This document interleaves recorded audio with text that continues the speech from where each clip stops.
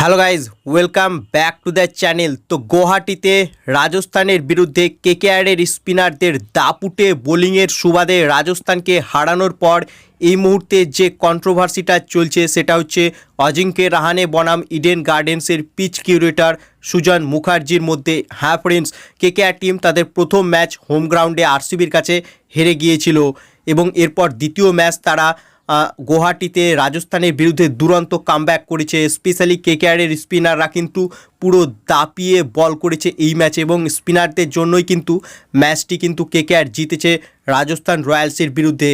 এবার যেটা প্রশ্ন উঠছে যে আরসিবির কাছে কেকেআর টিম হারার পর ইডেন গার্ডেন্সের যে পিচ কিউরেটর রয়েছে তার সঙ্গে কিন্তু কথা বলেছিল কেকেআরের ক্যাপ্টেন অজিঙ্ক্য রাহানে। তিনি তাকে স্পিন ট্র্যাক বানানোর কথা বলেছিলেন, অর্থাৎ যেন স্পিনাররা বেশি সুবিধা পায় এরকম পিচ তৈরি করতে বলেছিলেন কিউরেটর সুজন মুখার্জিকে, যাতে কেকেআর টিম তাদের হোম অ্যাডভান্টেজটা পায়।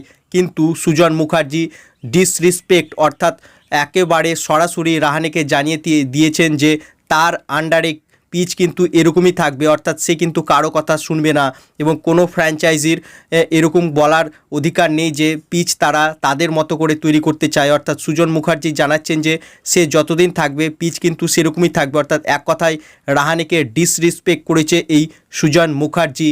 আর এই কারণেই রাজস্থানের বিরুদ্ধে স্পিন ট্র্যাকে যেভাবে কেকেআর টিম জয় তুলল, এখন যেটা প্রশ্ন উঠছে যে ইডেন গার্ডেন্স ছেড়ে অন্য জায়গায় কেকেআরের হোম গ্রাউন্ড করা উচিত। অর্থাৎ অনেকেই বলছে যে কেকেআরের 2-3টি ম্যাচ গুয়াহাটিতেই খেলে নেওয়া উচিত, যেখানে কেকেআর কিন্তু সুবিধা পাবে এবং সহজেই জয় তুলতে পারবে। কারণ এই টুর্নামেন্টে কেকেআর টিমের কাছে সবচেয়ে সেরা স্পিনার রয়েছে বরুণ চক্রবর্তী, মঈন আলী, সুনীল নারিন। এদের থেকে দুর্ধর্ষ স্পিনার অন্য কোনো টিমে নাই। আর ইডেন গার্ডেন্সে কেকেআর কিন্তু হোম অ্যাডভান্টেজ পায় না, যেটা একসময় গৌতম গম্ভীরের আমলে হতো যেখানে স্পিন ট্র্যাক থাকতো, কিন্তু এই মুহূর্তে ইডেন গার্ডেন্সে স্পিনাররা কোনো সুবিধা পাচ্ছে না।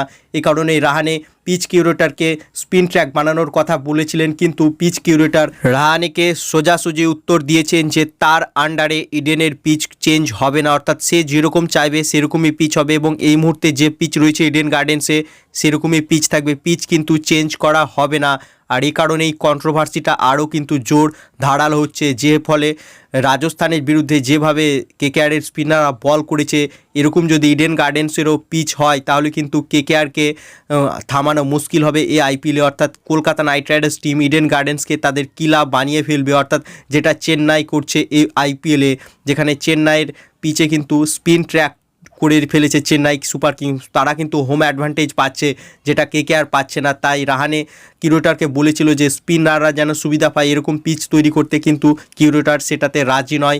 আর এই কারণেই কিন্তু কন্ট্রোভার্সিটা আরও ধারালো হচ্ছে। বাকি তোমাদের কি মনে হয়, ইডেন গার্ডেন্সের পিচটা কি স্পিন ট্র্যাক করানো উচিত না যেমন পিচ আছে সেরকমই থাকা উচিত? তোমাদের কি মতামত এ বিষয়ে তা কমেন্ট বক্সে লিখে জানাও এবং ভিডিওটি ভালো লাগলে ভিডিওটিকে করো লাইক এবং আইপিএল ও কেকেআর সম্বন্ধে আরও আপডেট পাওয়ার জন্য চ্যানেলকে করো সাবস্ক্রাইব। ধন্যবাদ।